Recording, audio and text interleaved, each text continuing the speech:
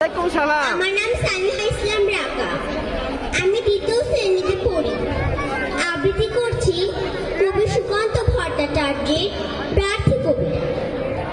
হে সূর্য, শীতের সূর্য, হিম শীতল সুধীর ঘোরা, তোর প্রতীক্ষায় আমরা থাকি, যেমন প্রতীক্ষা করে থাকি কৃষকদের চঞ্চল চোখ, ধান কাটার রোমাঞ্চকর দিনগুলির জন্য।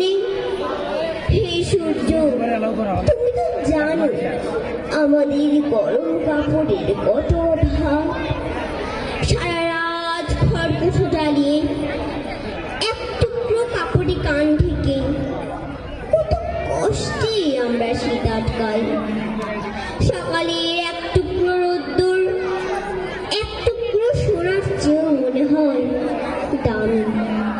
ঘর ছেড়ে আমরা এদিক ওদিক যাই এক টুকরো রোদ্দুরের তৃষ্ণায়। হে সূর্য, তুমি আমাদের স্যাঁতস্যাঁতে ভিজে ঘরে উত্তাপ আর আলো দিও, আর উত্তাপ দিও রাস্তার ধারে ওই উড়াও মুছে।